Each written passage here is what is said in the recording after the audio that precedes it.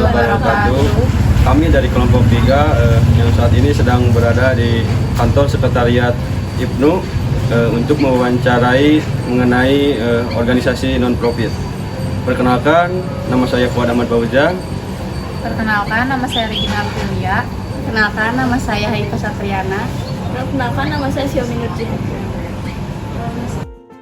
Waalaikumsalam warahmatullahi wabarakatuh. Sebelumnya izin memperkenalkan diri dulu. Nama saya Fuad Ahmad Baujang dari program studi ilmu pemerintahan Universitas Ambarawa Bandung semester 3. Ini ada rekan-rekan saya. Perkenalkan, nama saya Regina Aprilia. Perkenalkan, nama saya Haika. Saya Xiaomi Nurji. Sebelumnya izin berterima kasih atas memberikan sambutan yang hangat juga. Tujuan kami datang ke sini yaitu untuk yang pertama untuk silaturahmi ya, yang keduanya untuk mengetahui sejarah dari IPNU juga dan program-programnya dari organisasi IPNU. Untuk kami juga di sini mempunyai beberapa pertanyaan. Yang pertama itu apa yang menjadi latar belakang berdirinya IPNU dan apa tujuannya utama dari organisasi itu sendiri? Baik, tentunya terima kasih juga ya untuk rekan-rekan teman-teman mahasiswa dari Universitas Ambarawa Buana sudah dalam artian memilih organisasi kami untuk diwawancarai untuk memenuhi tugas kalian. Nanti tentunya ingin memperkenalkan diri juga gitu ya untuk saya gitu, nama saya Hilman. Kalau namanya mengenai Hilman Pradestian ini biasa karena panggil Hilman gitu ya, jadi panggil Hilman saja. Kebetulan saya juga salah satu pengurus dari pimpinan cabang Ikatan Pelajar Nahdlatul Ulama Kota Bandung gitu ya.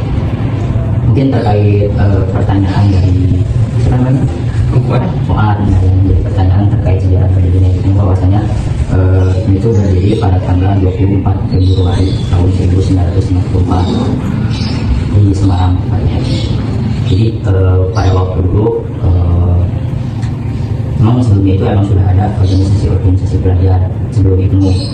Jadi didirikan itu untuk mewadahi seluruh organisasi pelajar tersebut khususnya yang berafiliasi atau yang berasal dari Nahdlatul Ulama. Nah, jadi itu sebagai wadah untuk para pelajar-pelajar yang ada di Nahdlatul Ulama. Karena kan pada waktu itu banyak gitu ya organisasi pelajar yang dibentuk ya. Karena pada waktu itu terjadi suatu krisis di Indonesia itu pada tahun tersebut.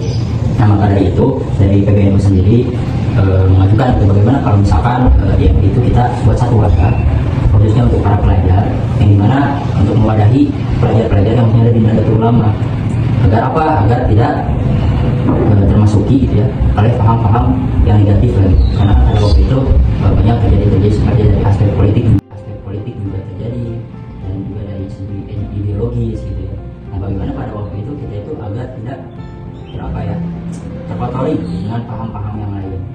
Nah pada waktu itu pada saat ada kongres KP Ma'arif. Jadi kalau di NU itu ada namanya lembaga pendidikan Ma'arif, yang dimana lembaga pendidikan Ma'arif ini yang berfokus di bidang pendidikan di Nahdlatul Ulama. Jadi pada saat kongres KP Ma'arif di sana diusulkanlah gimana kalau misalkan dibentuk saja satu organisasi keterpelajaran untuk mewadahi pelajar-pelajar Nahdlatul Ulama dan untuk mewadahi di kalangan santri juga. Jadi bahwasanya itu bukan hanya sekedar misalkan yang harus sekolah saja, tapi santri juga bisa begitu. Kan kalau sekarang ada yang memang pendidikan itu ada di fokus mengaji, pesantren gitu ya. Ada yang memang berpendidikan secara formal, SMP. Nah pada waktu itu untuk mewadahi mereka karena mereka paham Ahlussunnah wal Jamaah dan juga. Nah waktu itu dibentuklah namanya Ikatan Pelajar Nahdlatul Ulama dengan yang ketua pertama itu ini lagi Tauhad Mansur. Pada waktu itu yang dipilih yang ditunjuk sebagai ketua pertama dari Ikatan Pelajar Nahdlatul Ulama. Nah dan tujuan IPNU tersendiri itu yaitu untuk membentuk pelajar yang berakhlakul karimah, memiliki rasa toleransi dan juga berjalan pada paham Ahlussunnah wal Jamaah dan untuk membentuk generasi yang mumpuni lah gitu, baik dari segi aspek ilmu pengetahuan dan juga ilmu agama. Mungkin itu terkait kita ya dari pendapat ini. Untuk selanjutnya apa sih yang menjadi program utama dari IPNU sendiri? Untuk program utama dari IPNU sendiri ya, khususnya kalau berbicara tentang jangka nasional, ini program-program dari pusat atau misalkan dari jabatan semua. jabarkan aja. Kami jabarkan. Untuk unggulan mungkin ya, kalau di IPNU itu ada salah satu program yang dimana kalau misalkan khususnya di Kota Bandung lah ya, di PT IPNU Kota Bandung ada banyak program. Tentunya di bidang agama, kalau di bidang dari segi agama kami selalu mengadakan program kayak pengajian. Itu di bidang agama gitu ya, karena kita kan kalau dibilang organisasi yang menjalankan kepada agama memang gitu ya. Jadi kami kalau dari program keagamaan kami selalu ada pengajian rutin dalam jangka waktu 1 bulan sekali, 1 minggu sekali, dan ada kemudian 2 minggu. Itu di bidang agama. Kalau di bidang pendidikan, kami juga sering datang ke sekolah. Nah kalau di sekolah, karena kan di IPNU itu ada komisariat ya, cuman komisariatnya itu di sekolah dan pesantren. Kalau dulu ada di perguruan tinggi, tapi sekarang sudah dihapuskan kalau di perguruan tinggi negeri ataupun di perguruan tinggi swasta. Nah, jadi sekarang fokusnya itu IPNU itu di ranah belajar yang pertama di pesantren dan kedua di SMA, SMP, MTS, SMA. Nah kalau di sekolah itu disebutnya komisariat. Nah kalau di kecamatan itu anak cabang namanya. Kalau di cabang pimpinan cabang, PC, kalau di pusat PP pimpinan pusat. Dan juga di IPNU juga ada program yang dimana kita itu sering diskusi ya. Jadi kalau di IPNU itu gak cuma hanya ngaji gitu, gak cuma hanya ngaji. Karena kan orang-orang berpikiran yang belum masuk itu di IPNU mah ngaji aja, di IPNU mah ngaji aja, di IPNU mah ngaji Quran atau apa. Dan di samping itu kita juga mengimbangi dengan keduniaan gitu ya. Kita sering berdiskusi, namanya itu programnya origami, obrolan ringan berdiskusi gitu ya. Jadi itu kalau kegiatan origami itu biasanya kami ngadain 1 minggu itu sekali.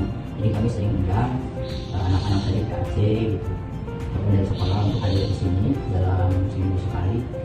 Nah setelah itu kalau di bidang yang lainnya kami juga ada pengajian 2 minggu. Kalau di agama pengajian 2 minggu itu 2 minggu sekali. Jadi kalau di pengajian 2 minggu itu isinya ya kita membaca Maryam Janji seperti Pak Hadar, terus nanti diajarnya dengan sama gitu, mulai sama, terus kayak diskusi tentang agama. Kalau di bidang sosial gitu ya, di bidang sosial kami itu kalau ada kegiatan-kegiatan yang bersifat kolaborasi dengan masyarakat ataupun misalkan kerja bakti, kalau misalkan Agustusan dari pembentuk Agustusan dan peringatan hari besar ya IPNU ikut berkontribusi. Nah itu misalkan kita jadi protokoler dalam acara ataupun kita menjadi panitia juga gitu, membantu gitu. Itu sering dilakukan untuk Dan ada Kak Boleh aku yang tanya Pak? ya, silakan. Bagaimana sih IPNU itu mengimplementasikan program-programnya di masyarakat? Terus tantangan apa aja yang dihadapinya? Ya. Itu pertanyaan yang sangat bagus karena seringkali tantangan itu pasti ada gitu ya di masyarakat. Ya seperti yang sudah tadi ditanyakan, tantangan apa saja gitu yang sering kami temui. Contoh hal misalkan ketika kami mempunyai satu program, misalkan itu pelatihan. Kalau pelatihan kan kami tidak bisa dengan waktu yang sebentar gitu. Ada kalanya kami mempunyai target itu waktu sekitar 2 hari atau 3 hari. Dengan misalkan ambillah contoh 2 hari 1 malam menginap. Nah selalu ada tantangan.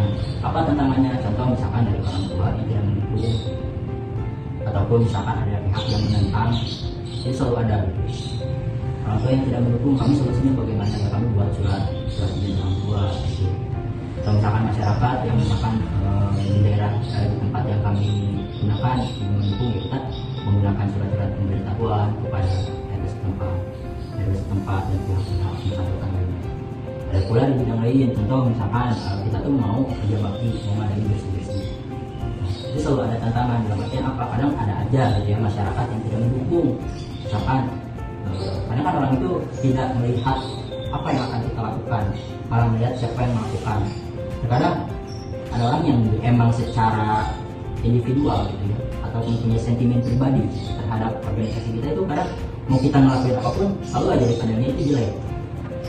Walaupun kita misalkan tujuannya baik seperti kita mau ngadain kerja bakti seperti itu, tapi ada orang yang kayak nggak suka gitu, mempunyai sentimen pribadi, dia menolak gitu kayak gak perlu tapi kan itu kita melakukan mediasi kita ngobrol dengan baik-baik, itu baik loh untuk membersihkan tempat ini, bukan kita mau minta uang pembersihan atau apapun enggak gitu. Kita tujuan kita itu baik.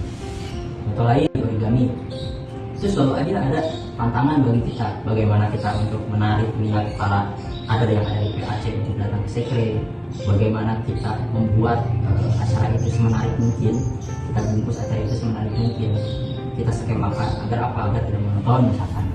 Jadi kalau ada tantangan ketika kita punya melaksanakan kegiatan origami, itu banyak kadang kader-kader itu yang misalkan banyak pesan atau misalkan kadang ada satu dan lain hal yang tidak dapat beliau tinggalkan.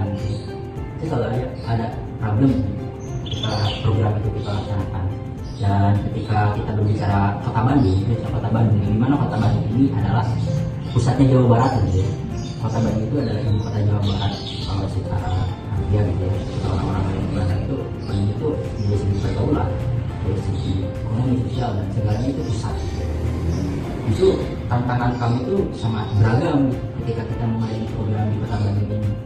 Tapi dengan kesungguhan dan keyakinan kami gitu ya dari PT Kota Bandung dengan tujuan untuk membentuk para kader itu menjadi pribadi yang berakhlak karimah dan tadi memiliki wawasan keilmuan, yaitu bidang agama dan bidang pengetahuan alam dan lainnya. Kami punya semangat. Jadi tantangan apapun akan kami hadapi. Jadi Kota Bandung ya, tentunya dengan pergaulan yang sangat luar biasa gitu. Tapi setidaknya gitu ketika kalian sudah di IPNU, kalian mampu mengetahui tentang ilmu agama, terus tentu sudah mulai meninggalkan hal yang tadinya kurang baik. Dan juga terkadang kita itu ada tantangan yang memang ada serangan di bidang dari orang lain gitu ya. Kadang kita ada satu program, ada pro kontra lah biasa gitu ya. Itu mungkin kalau kurang jelas atau ingin spesifik silakan menggunakan untuk memenuhi data kalian. Selanjutnya, bagaimana sih IPNU itu bekerjasama dengan masyarakat atau organisasi lainnya untuk mencapai tujuan? Oke, kalau itu berarti lebih ke kolaborasi ya. Kolaborasi. Nah, teman-teman, kalau di IPNU itu kalau terkait program-program yang berkolaborasi, di mana tujuan kami itu kan ketika kita kolaborasi itu kita menunjukkan bahwa IPNU itu ada dan IPNU itu mempunyai kualitas ya. Nah, ketika kita punya satu program yang dimana kita berkolaborasi dengan masyarakat, contoh tadi ketika pengutusan, di sini kan RW sini atau kelurahan sini juga suka ada peringatan pengutusan ya. Nah, kita yang bisa kira misalkan kita coba datang ke Pak RW, ke Pak RT, Pak Lurah. Ya Bu, kita kegiatan ini kita selesai dulu. Kita melibatkan baik itu dari perumusan panitia, perumusan acara bagaimana, skema acara bagaimana. Begitupun pas hari H, karena kita juga ikut memeriahkan. Contohnya misalkan di sisi lain ketika ada kegiatan Idul Adha, kita juga terjun ke masyarakat. Kemarin ketika ada COVID itu kami membantu gitu. Dalam artian sebenarnya pas COVID juga anggota kami ada yang kena gitu ya, ada yang kena dan yang tidak kena, alhamdulillah kami ikut kepada PMI atau PMI untuk membantu memberikan vaksin. Kami membantu baik secara organisasi lain, contohnya kemarin kalau di kampus saya kan ada namanya itu pergerakan masuk moderasi beragama dan bela negara. Nah, itu terkait masa toleransi lah ya. Nah, itu juga kemarin kolaborasi sama mereka, kita ngadain pas waktu tahun kemarin kita ngadain program yang dimana kita nama program itu tentang seminar tentang moderasi beragama dan bela negara gitu, dimana kita menekankan bagaimana kita harus memiliki jiwa toleransi gitu, kepada umat Islam gitu. Dan juga kita bekerja sama GKI, pemuda-pemuda dari GKI yaitu Gereja Kristen Indonesia gitu ya. Mereka berkolaborasi, kita sering mengadakan program sama GKI dan seperti kita mengadakan futsal, bagi-bagi makan gratis gitu ya, safari studi tempat ibadah, misalkan kita kan di masjid, kita pengen tahu nih gereja itu di mana, dan juga juga kalau ada kegiatan-kegiatan masyarakat di sini, khususnya yang di Sekre gitu ya, kita sering terjun. Yang saya tadi COVID gini-gini ya. Ada kegiatan apapun di kelurahan, saya selalu berkomunikasi gitu pada pihak-pihak kelurahan untuk bisa kami dipergunakan, untuk kami bisa berkontribusi apapun gitu. Namun kadang sering terjadi miskomunikasi. Kadang kalau lurah itu atau dari pihak kelurahan kalau lupa, atau misalkan dari pihak-pihak, kalau misalkan mobil skala kota itu kan berarti kita itu setara dengan wali kota gitu ya, dengan wali kota dan jajaran-jajaran pemerintahan yang ada di kota. Namun yang sering kami implementasikan itu ya kita di lingkungan Sekre aja, tapi kita juga membangun kolaborasi dengan pihak-pihak yang ada di kota. Contohnya apa? Bangkok itu kan dari DPD Bangkok di dalam pemuda dan ada sekolah